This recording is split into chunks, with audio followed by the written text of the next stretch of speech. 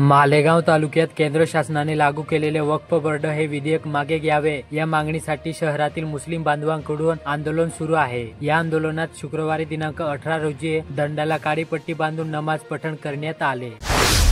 सटाणा तालुक्यातील तरसाडी गावठाणासाठी 24 तास free phase वीज व शिवार सिंगल फेज योजनेचे काम अनेक दिवसांपासून सुरू आहे। सदरचे काम अतिशय संत गतीने सुरू आहे। तसेच अनेक दिवसांपासून सदर काम ठेकेदाराने बंद केले। संबंधित काम लवकरात लवकर सुरू करून शिवार सिंगल फेज योजना कार्यान्वित करण्यात यावी या मागणीसाठी तरसाडी ग्रामस्थांनी महावितरण कार्यालयाच्या प्रवेशद्वारावर उपोषण सुरू केले।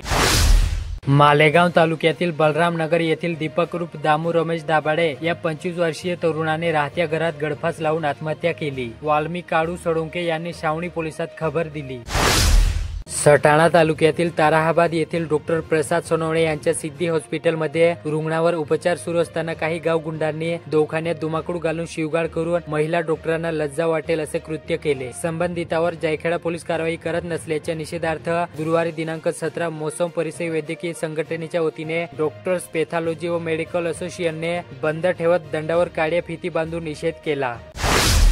कळवण तालुक्यात नवबिजे गावाचे भूमिपुत्र सौरभ अरुण खेरनार यांची महाराष्ट्र लोकसेवा आयोगातर्फे घेण्यात आलेल्या मुख्य परीक्षेत यश संपादन करून विभागीय कृषी सहसंचालक कार्यालय कोकण विभाग ठाणे येथे महसूल सहाय्यक म्हणून नियुक्त झाल्याने त्यांचा सत्कार जिल्हा परिषद शाळा पांढरीपाडा येथे मुख्याध्यापक निलेश बांबरे यांच्या हस्ते करण्यात आला।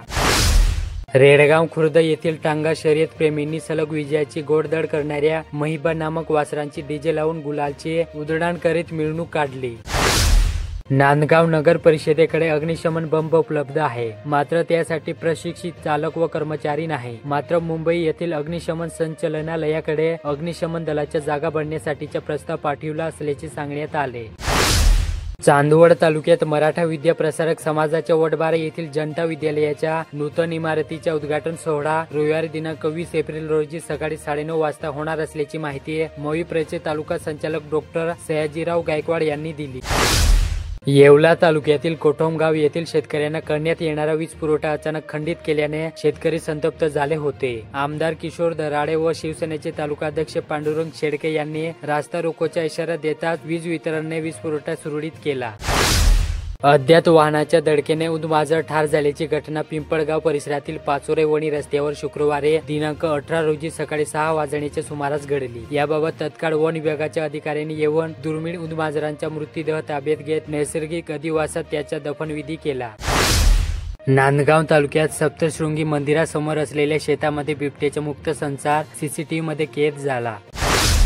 नाशिक येथे द्वारका उड्डाण पुलावर कुटुंब घेऊन जाणाऱ्या 4 चाकीने घेतला अचानक पेट। सुदैवाने या आगीत कुठलीही जीवितहानी झालेली नाही।